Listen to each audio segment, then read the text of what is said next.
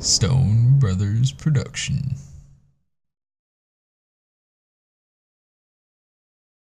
How's it going, everyone? We decided to switch it up with our videos and post some family-friendly content. Don't be wary of our change, because we are still going to stick with our true crime content. We just need to widen our audience, and we literally earn nothing for our serial killer videos due to us getting demonetized right when we post our videos. Change isn't all too bad, and we know things can get stale when you hear the same things repeatedly. We hope to get everyone's continued support with our content. Leave some comments on other series you guys would like to see, because we'd always like to try out new things with our channel. Today we are going to be discussing celebrities who made it into the film industry by pure luck. These celebrities have gotten fame in the most interesting ways, and some have their downfalls. Now let's get the content rolling. These are 5 celebrities who made it into the film industry by chance. Number 5. Chu Yuen. Chu Yuen worked as a nightclub performer and stuntwoman from the late 1960s to the early 1970s.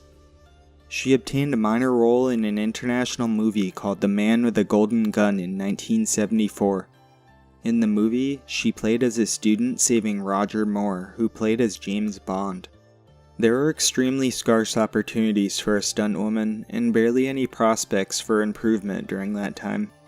She fulfilled minor roles in the Hong Kong film industry from 1973 to 1985, and stopped acting after 12 years of dedication. In 2004, after being away from the Hong Kong film industry for nearly 20 years, she secured a role in a smash hit international film called Kung Fu Hustle. Yuen joined a junior woman from the China Drama Academy to the audition, where the star and director of the film named Stephen Chow noticed her. Chow spotted her out after seeing her smoking a cigarette with a sarcastic look on her face as she was observing her friend's audition. Reports noted that it required multiple persuasions to get Yuen to agree on a role in the movie. She played as the landlady at Pigsty Alley and as the master of Lama Pai Lion's Roar technique. For the film, Yuen had won a Golden Horse Award and 100 Flowers Award for Best Supporting Actress. Yuen was also nominated for 2 Hong Kong Film Awards, which included Best Actress and Best Supporting Actress in a motion picture comedy or musical. In 2005, Yuen secured a role in 2 comedy films, which was like Kung Fu Hustle, called Kung Fu Mahjong 1 and 2, playing as Ani Fei. Apple Daily reports after regaining her fame in the film industry, Yuen was arrested with 10 other women and 2 men for illegal gambling. Yuen continued to land film roles like the 2006 film My Kung Fu Sweetheart, 2007 film Kung Fu Mahjong 3 The Final Duel, and 2009 film Looking for Jackie Chan starring Jackie Chan. She continues to act in films from time to time, last 2 being 2016 A Fist Within 4 Walls and 2018 Europe Raiders. Nonetheless, it is still impressive to see Yuen's acting career continue since her award-winning role in Kung Fu Hustle. Number 4. Barkhad Abdi. Barkhad Abdi was born in Mogadishu, Banadir to a Margirteen family. Around the age of 6 or 7, when the Somali Civil War occurred, Abdi and his family moved to Yemen, where his father was a teacher. In 1999, around the age of 13 or 14, he and his family relocated to Minneapolis, Minnesota, where a large Somali community is located in America. Before he entered the film industry, Abdi had sold mobile phones at his brother's shop, which is located in a Minneapolis mall. He also worked as a limousine driver at one of his relatives' chauffeur company and DJ'd at pool parties in Minneapolis. In 2011, Abdi attended an open casting call for the movie Captain Phillips. When Abdi arrived at the casting call, he was asked some questions about where he was from and other aspects of his life. After the interview, Abdi went back home and later found out that he was chosen for a role with 3 other actors out of 700 participants. In the movie, it featured popular Tom Hanks, and when he met Hanks, he screamed out, "Hey, Forrest Gump!" Apparently, Abdi improvised his most famous line in the movie, saying, "Look at me, I'm the captain now." He was paid only $65,000 for his role in the movie and returned to working at his brother's shop afterward. Fortunately for him, he is pulled back into the world of showbiz for a pleasant surprise. For the first time, Barkhad Abdi, who is very unlikely an actor during that time, had won a BAFTA award for the Best Actor in a Supporting Role. He was also nominated for the Golden Globe Award, Screen Actors Guild Award, and Academy Award for Best Supporting Actor. This was impressive since it was his first film he ever acted in and had no acting experience before this movie. Abdi gave a lot of credit to Paul Greengrass, stating he believed in him and motivated him any time that he messed up. He added, "Greengrass would find a way to make me understand the role so I could be that character." In January 2014, Abdi read scripts for a television show.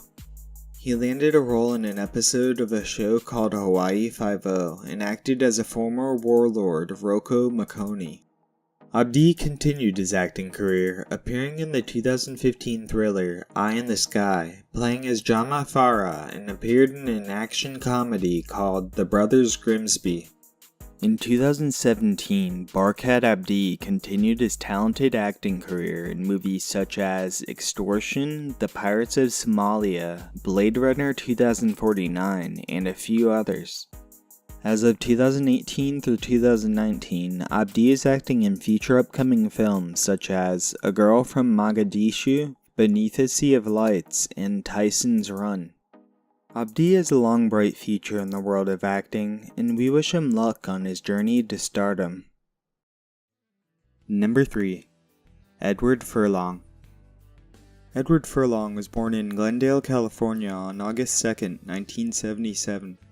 His mother's name is Eleanor Torres and father's name is Sean Furlong, though both were separated in 1989 when Eddie was just 10 to 11 years old. Adding to that, Eddie had described himself as being from a Mexican family while stating he is part Russian. Around 1991, Furlong described himself as being a stubborn teenager hanging out at a Pasadena's Boys and Girls Club when he was approached by a casting director named Mally Finn.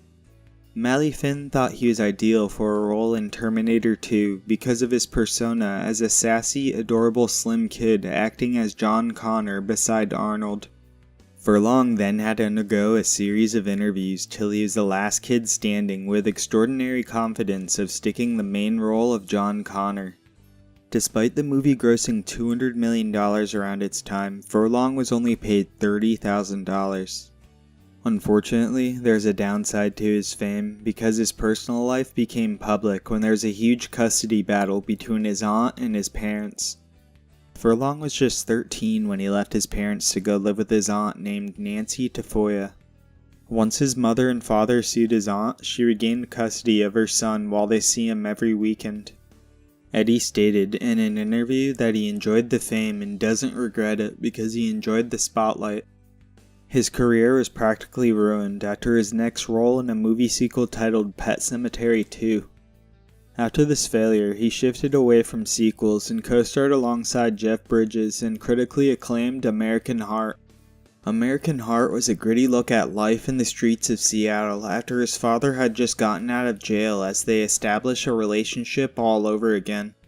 To make sure he didn't fall into the pitfalls that afflicted other celebrities in the past like Drew Barrymore and River Phoenix, 29-year-old Jacqueline Domack helped now 16-year-old Furlong.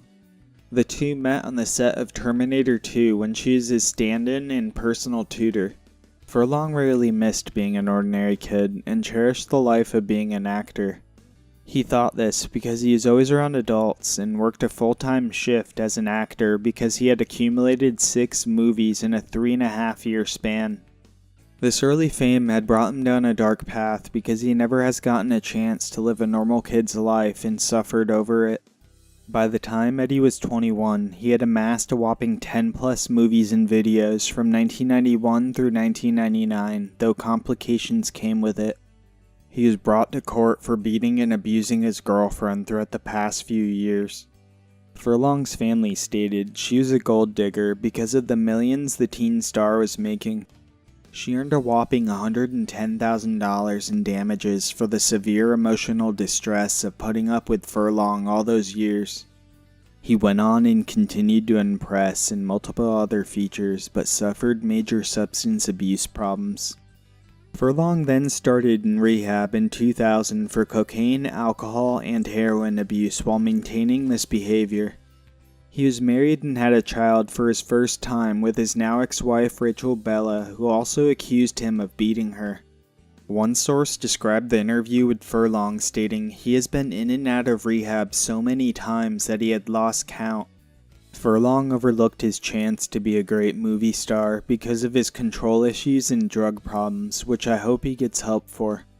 Eddie states he still continues to try and better himself, although spectacles don't think he ever will beat his issues.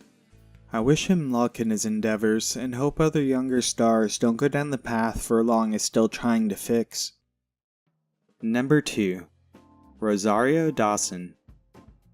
On May 9, 1979, Rosario Dawson was born in New York City to a young 16-year-old mother and singer named Isabel Celeste. Her real father, named Patrick Harris, was never in the picture, although her stepfather, named Greg Dawson, who worked construction, raised her from birth. At the age of 6, Dawson and her family became squatters into an abandoned building on the Lower East Side of Manhattan because they couldn't afford rent. While living there for many years, her family renovated an apartment, installed plumbing, and set up electrical wiring for the building. They fixed up the place so they can create affordable housing where Dawson and her half-brother Clay would grow up. At the age of 15, Rosario Dawson was hanging out with a few friends in front of her building, and soon after, she caught the attention of director Larry Clark. Clark would cast her in his controversial film called Kids and starred another famous actress named Chloe Sevigny. In the film, she played as a sexually promiscuous teen in a gritty talk about urban youth. The film's subject matter was shocking to viewers and critics alike, but Dawson's performance stood out and set her acting career in motion. In the late 1990s, she landed a few roles for films like He Got Game, Side Streets, and Light It Up. Dawson continued landing many roles in 2000 and 2001. These films were King of the Jungle, Josie and the Pussycats, and Sidewalks of New York. In 2001, Dawson was nominated in the Teen Choice Awards for a breakout performance in her role as Valerie in Josie and the Pussycats. In 2004, she was protesting against George W. Bush while wearing a black bandana over her face when she was arrested by the NYPD.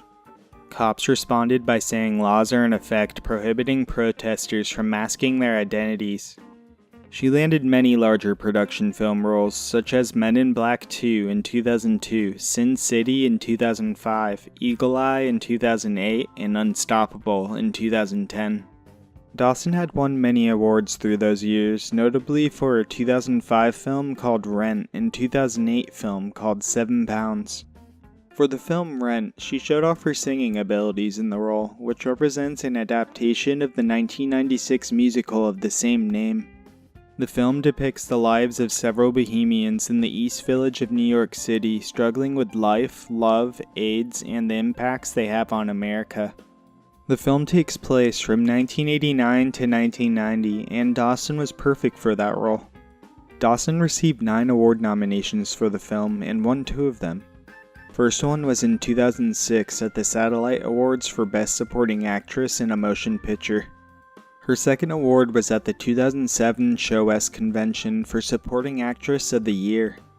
The 2008 film 7 Pounds was her most dramatic role, playing as a woman with a potentially fatal heart condition. For those who haven't watched this film, skip this part of the video.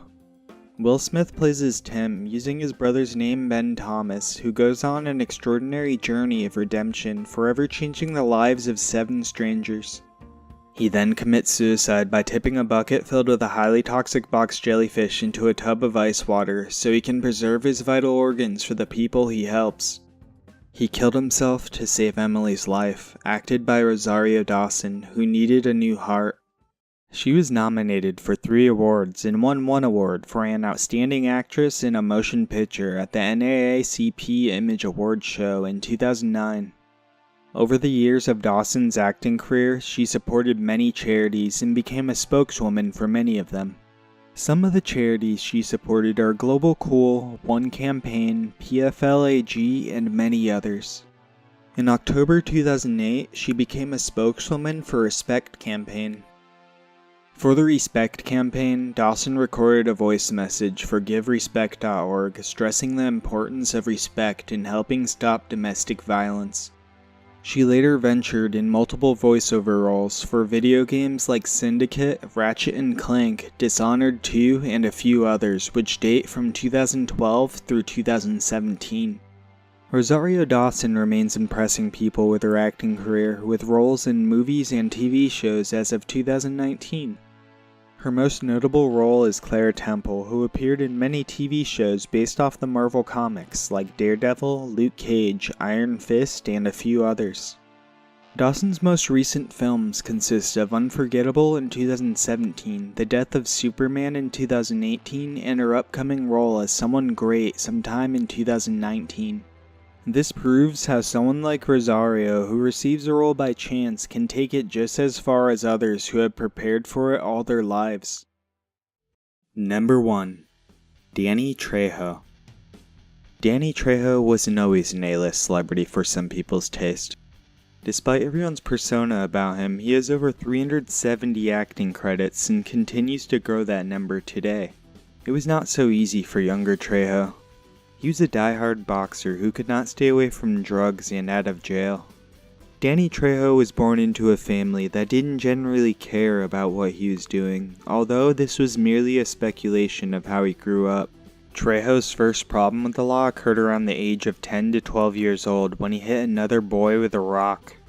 By the age of 8, Danny's uncle introduced him to marijuana, and by the age of 12, he was influenced towards heroin. Danny stated that his uncle was an armed thief and drug addict, but he thought he was cool in his eyes and adapted his ways. He would go on rides in his uncle's 1949 Ford and be his getaway driver while his uncle would rob places. Trejo continued this behavior for some time, amounting up to at least 5 robberies. There's a story about him robbing liquor stores with live grenades, and he also became a gangbanger, which included shootouts with other gangs.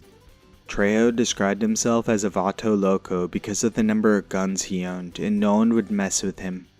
He continued this behavior and was caught with a 4-ounce bag of heroin, which was worth about $30,000. Trejo was sentenced up to 10 years at San Quentin, where he immediately became one of the most notorious dudes in prison. He earned this status by becoming the best boxer in prison. Trejo is the lightweight and welterweight champion in 3 separate prisons. Nobody wanted to square off with him as he was the head of a small gang and forced weaker inmates to pay him for protection. On Cinco de Mayo in 1968, Trejo and others started a large prison riot because other Mexican gangs started to form. During this outburst, Trejo hit a prison official with a rock on top of his head, which landed him 3 months of solitary confinement. To keep himself sane, Trejo practiced acting out his favorite movies such as The Wizard of Oz and Hunchback of Notre Dame. Trejo had time to think and realize he needed to get his life back on track. Then he chanted a prayer stating, "God, if you are there, everything will be alright, and if you're not, I am screwed." Astonishingly, the charges against him were dropped and he slowly started transforming his life around. To change his drug habits, he joined AA and NA. He also attended meetings and found a sponsor to contact whenever he had the urges to use.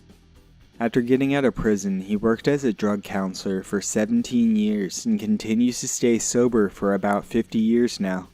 Trejo continues helping others and speaks to at-risk youth. He had a wide variety of odd jobs while out of prison and even tried boxing. Unfortunately, they didn't accept him due to his prior crimes, though he did get paid for unsanctioned fights. He even started a gardening enterprise with another friend and didn't have the necessities to run a business, yet they made it work. After all these tough times, Trejo finally caught a break.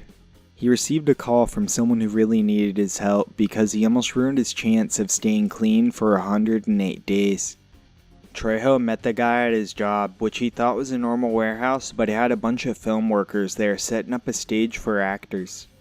He later found out it was the set of Runaway Train starring Jon Voight and Eric Roberts. Trejo was joking around with the set about their fake tattoos, and some guy asked him if he wanted to be in the movie. Another guy named Eddie Bunker noticed Trejo from his prison welterweight and lightweight title up in Quinton because he was there watching him. He took up a job with Eddie, who wanted Trejo to teach Eric Roberts to box for $320 a day. After a while, Eddie Bunker decides to make Trejo a boxer who faces Roberts on screen, and that is what started up his career in acting. He started off playing minor roles with short lines, and then played alongside greats like Chuck Norris, Steven Seagal, and many others. His first major role was in Death Wish 4: The Crackdown. After this breakout performance, he went on to star in dozens of great film roles for movies like Desperado, From Dusk Till Dawn, and Con Air. While acting for the film Desperado, Trejo met Robert Rodriguez, who was his second cousin, and they didn't even realize until they talked. Robert has given Trejo many roles since then, and they built a great bond over it. Trejo's main role was even in one of Robert's films titled Machete, which he had received many praises for. This shows how acts of kindness can go a long way. He continues making a difference in everyone's lives, and everyone knows the rest of his story. Thanks for reaching the end of the video, and for those who are still here, I love you guys. If you guys liked the video, leave us a like, share us with your friends, and add us to your favorite playlist. Also, be sure to subscribe for more content, as we are always looking for new subscribers. It's super easy and only one click away. You can also hit the bell icon so you can get updated right when we post our content. The bell's on the right side of the subscriber button for those who didn't know. When the bell is activated, it'll have 2 dashes on the right and left side. If anyone knows if we missed any other information on these celebrities or just want to leave a nice comment, do so because we don't judge and we would love to hear some feedback from you guys. I hope you guys have a great week, and always remember to stay positive in life because you can do anything you have your mind set on. See ya, everyone.